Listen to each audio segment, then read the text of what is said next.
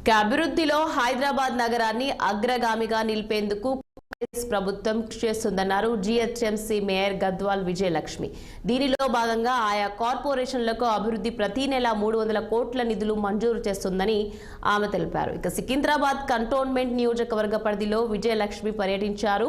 Monda market డివిజన్లో హనుమాన్ దేవాలయం వద్ద రహదారి పనుల నిర్మాణానికి ఎంపీ ఈటెల రాజేందర్తో కలిసి మేయర్ శంకుస్థాపన చేశారు. ఇక కార్పొరేషన్ అభివృద్ధికి ఆయా కార్పొరేటర్లకు ప్రతి నెల 25 కోట్ల రూపాయల నిధులు మంజూరు చేసే కార్పొరేషన్ అభివృద్ధికి సహకరిస్తామని విజయలక్ష్మి పేర్కొన్నారు.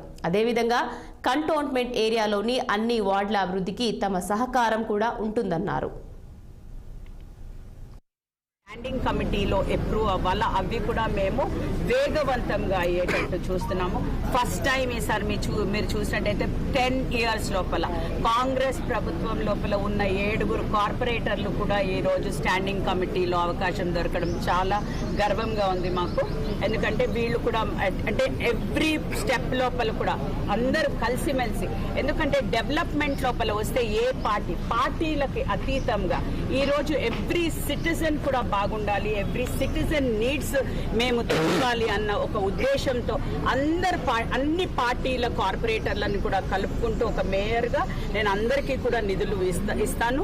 ఎక్కడైతే నీడెడో, ఎక్కడైతే ఇప్పుడు మీరు చూసినట్టయితే ఇక్కడ 50 ఏళ్ల నుంచి ఉన్న నివాసులు కూడా ఉన్నారు. అక్కడ వాటర్ ఎక్కడైతే స్టాగ్నేషన్ అయిపోతుందో ఈ రోజు అక్కడ మనం సీసీ రోడ్ వేయడం జరుగుతుంది. ఇట్లాంటివి ఇంకా ఎన్నో పనులు మనం జరుపుకుంటాము. ఎన్నో అంటే ఇంకా రాబోయే రోజుల లోపల కూడా మా సీఎం గారి నేతృత్వంలో మరి ఆయన సహకారంతో మరి ఇవన్నీ కూడా మేము పనులు తీసుకుని ముందుకు వెళ్తామనేసి మీ అందరితో మనవి చేస్తాం. ఏదైతే 2 crore 70 lakhs పాతది ఒకటి ప్రాసెస్ ఉంది, అది చేస్తున్నారు. కొత్తగా కూడా 1 crore rupees ఎస్టిమేషన్ ఇచ్చాము.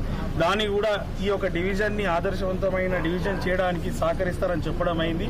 మాకు ఇంకో ప్రాబ్లం అక్క, మీతో వీలైతే మేయర్ గారికి మీడియా ద్వారా మా కంటోన్మెంట్ ప్రజల ద్వారా మిమ్మల్ని అడుగుతుంది ఏంటంటే, మా కంటోన్మెంట్ బోర్డుకి ఇప్పుడు ఏ విధంగా అయితే గౌరవ ముఖ్యమంత్రి గారు నెలకి 300 కోట్ల రూపాయలు ఇచ్చి ఈ అన్ని డివిజన్స్ డెవలప్మెంట్కి డబ్బులు కేటాయిస్తారు, ఆ మాదిరిగా మా కంటోన్మెంట్ బోర్డుకి ఎలాంటి సహాయ సహకారాలు లేదు కేంద్ర ప్రభుత్వంతో లేదు. ప్లస్ కంటోన్మెంట్ బోర్డు వాళ్ళ దగ్గర కూడా నిధులు లేక మా ప్రాంతం ఏదైతే 8 బోర్డు వార్డ్స్ ఉన్నాయో అది ఇక్కడ డెవలప్మెంట్ అయితే లేదు. కావున మీరు కూడా ప్రత్యేకంగా మా మీద కూడా దృష్టి